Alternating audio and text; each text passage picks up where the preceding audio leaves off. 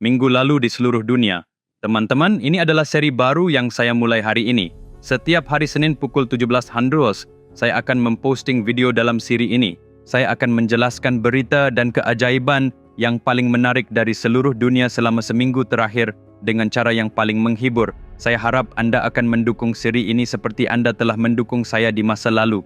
Jadi, mari kita selami konten kami. Orang Cina telah membuat mainan seks yang realistis selama beberapa tahun sekarang. Mainan ini dirancang untuk menyerupai tubuh manusia, menangkap kelembutan dan bentuknya. Penjualan mainan seks ini telah melambung tinggi di seluruh dunia. Sekarang mereka telah melangkah lebih jauh dengan menggunakan teknologi AI untuk menciptakan robot seks. Robot-robot canggih ini dirancang untuk memberikan semua jenis kenikmatan seksual seperti halnya manusia. Mereka bahkan mengeluarkan suara erangan dan terlibat dalam percakapan romantis pribadi selama keintiman. Mereka juga bisa bertindak seperti pacar. Permintaan untuk mainan seks dan robot seks di China adalah pendorong utama di balik produksinya. Dari tahun 1980 hingga 2015, China memiliki kebijakan satu anak. Akibatnya, tidak ada cukup banyak wanita untuk dinikahi oleh para pria. Kebijakan satu anak yang sudah berlangsung selama 35 tahun di Tiongkok telah membuat jutaan pria dan wanita tidak menikah. Itulah mengapa produksi mainan seks ini berkembang pesat. Apakah Anda bertanya-tanya mengapa para pria ini begitu terobsesi dengan seks? Menariknya, 60% mainan seks sebenarnya dibeli oleh wanita. Bagaimana rasanya jika seseorang dieksekusi di depan umum hanya karena mendengarkan lagu atau menonton film? Kedengarannya sangat mengganggu, bukan? Tapi itulah yang terjadi di Korea Utara.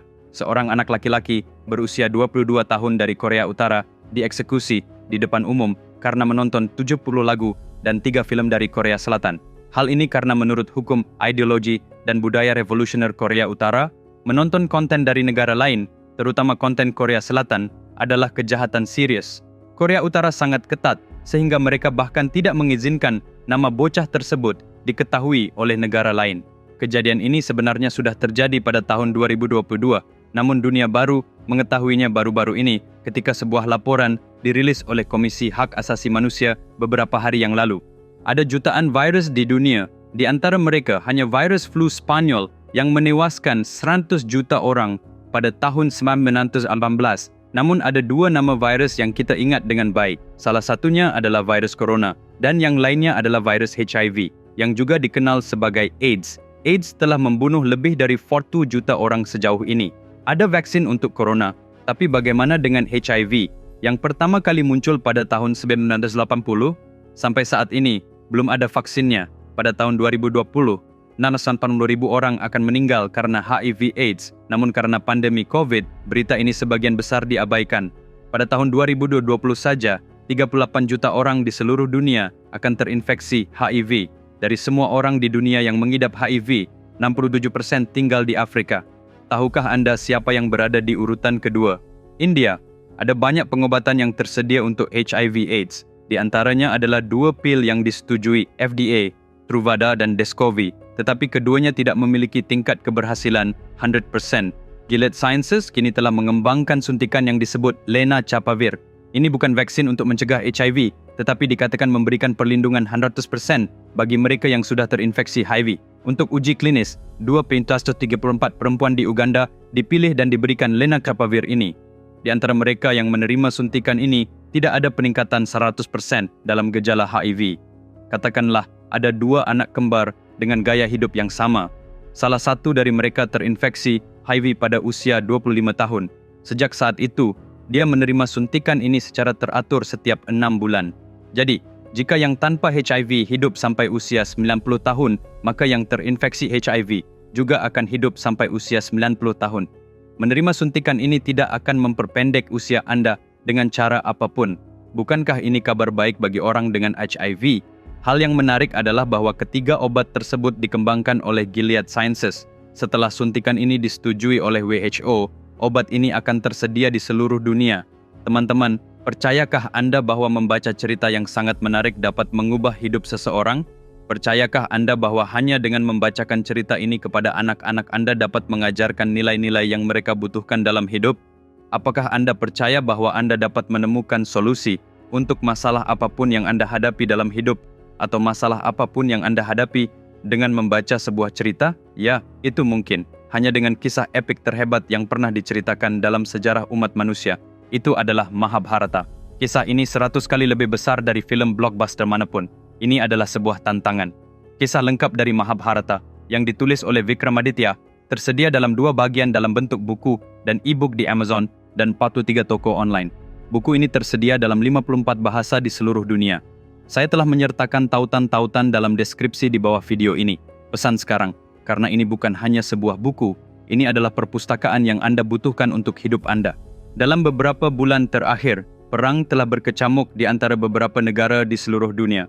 Sementara situasi eksternal seperti ini, India telah mengambil langkah maju dalam teknologi pertahanannya dengan SEBEX 2. Ini adalah perangkat nuklir yang tidak mudah meledak. Ini berarti tidak seperti bom nuklir konvensional, bom ini tidak menciptakan api dan kehancuran yang sangat besar. Saat meledak, bahkan percikan api pun tidak akan terlihat. Namun, bom ini 2 kali lebih kuat dari bom nuklir biasa. Ini adalah senjata paling kuat di dunia. Dengan bom terkuat di dunia yang dimiliki oleh India, apakah ada negara musuh yang berani berperang dengan kami? Kita semua tahu tentang Miss World dan Miss India. Tetapi apa itu Miss AI? AI adalah singkatan dari kecerdasan buatan. AI telah digunakan untuk menciptakan seorang gadis bernama Kenza Laili. Ia hanya ada di internet, bukan di kehidupan nyata. Dia juga merupakan seorang influencer Instagram. Kenza Laili bukanlah satu-satunya. Ada ribuan orang seperti dia di seluruh dunia. Sebuah kompetisi bergaya Miss World diadakan untuk model-model AI ini dengan 1,500 peserta dari seluruh dunia bersaing dengan influencer AI mereka. Dari 1,500 peserta tersebut, Kenza Laili dari Maroko dinobatkan sebagai Miss AI. Model AI ini, Kenza Laili, membuat konten kesehatan dan kecantikan di Instagram. Dia terlihat sangat realistis, seperti manusia, dan dia membuat konten dengan topik yang bermanfaat bagi masyarakat. Itulah sebabnya dia dianugerahi gelar Miss AI.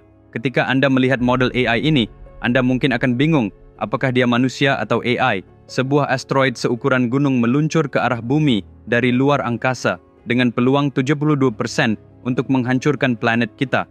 Tapi jangan khawatir dulu, asteroid ini akan membutuhkan waktu 14 tahun untuk sampai ke bumi. Asteroid ini diperkirakan akan bertabrakan dengan bumi pada tanggal 12 Juli 2038.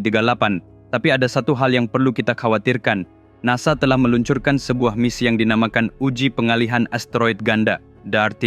Tujuan utama dari misi ini adalah untuk mendeteksi asteroid yang sedang menuju bumi dari luar angkasa dan mencari tahu bagaimana asteroid-asteroid tersebut bisa diarahkan agar tidak menabrak bumi. Sebagai bagian dari misi ini, mereka telah menemukan bahwa asteroid raksasa ini sedang menuju ke bumi. Tapi saat ini, NASA belum memiliki solusi untuk mencegah ancaman asteroid ini menghancurkan planet kita. Jadi, sekarang saatnya untuk mulai khawatir. Sebuah perusahaan rintisan India yang berbasis di Bengaluru bernama Akash Lab telah merancang sebuah habitat luar angkasa yang dapat diperluas untuk memungkinkan manusia hidup di luar angkasa. Pada dasarnya, ini adalah sebuah rumah luar angkasa. Rumah ini dapat menampung 6 hingga 16 orang. Akash Lab menamai prototipe ini dengan nama Space Hub. Space Hub memiliki kemampuan untuk mengembang, yaitu membutuhkan waktu 7 hari untuk mengembang sepenuhnya setelah mencapai ruang angkasa dari bumi. Ini memberikan perlindungan yang sangat baik dari radiasi luar angkasa. Dari rumah ini, kita dapat dengan mudah melakukan eksperimen di bulan. Di Korea Selatan, seorang pegawai negeri robot bunuh diri karena stres kerja yang berlebihan. Kita semua tahu itu, tapi itu tidak benar. Yang benar adalah bahwa robot ini disebut robot supervisor. Robot ini sangat istimewa karena dapat bepergian dengan lift atau tangga ke lantai manapun, dimanapun tempat kerjanya. Robot ini memiliki jam kerja standarnya sendiri, sama seperti manusia, dan bahkan memiliki kartu identitas karyawannya sendiri. Pertanyaan yang sebenarnya untuk dibahas di sini adalah, apakah ini benar-benar bunuh diri? Menurut hukum ketenagakerjaan Korea Selatan, baik manusia maupun robot tidak boleh bekerja lebih dari 40 jam seminggu. Jika mereka harus bekerja lembur, tidak boleh melebihi 52 jam per minggu. Selain itu, robot ini memiliki hari kerja standar dan tidak ada jadwal lembur. Tidak seperti manusia, robot-robot ini tidak memiliki emosi atau perasaan psikologis untuk menganggap pekerjaan sebagai stres atau berpikir, mengapa saya masih hidup? Jadi, ini bukan bunuh diri. Robot ini hanya terpeleset dan jatuh dari tangga dan patah. Para ahli yang memeriksanya mengatakan bahwa kegagalan sensor navigasi menyebabkan kesalahan yang menyebabkan insiden ini. Beberapa influencer menggambarkannya sebagai tindakan bunuh diri hanya untuk membuat konten untuk media sosial. Namun, Anda mungkin bertanya-tanya mengapa robot humanoid yang harganya sangat mahal digunakan oleh pemerintah di Dewan Kota Korea Selatan. Robot-robot ini digunakan untuk melindungi dokumen, informasi publik, anggaran, dan informasi sensitif lainnya di dalam pemerintahan, sehingga tidak bocor. Lagi pula, robot tidak meminta suap. Teman-teman, mari kita bertemu lagi Senin depan jam 5 sore. Pesanlah buku Mahabharata saya sekarang. Tautan ada di deskripsi di bawah video ini. Dan juga, jika Anda belum berlangganan ke channel saya, silakan segera lakukan. Sampai jumpa, jaga diri kalian. Sampai jumpa.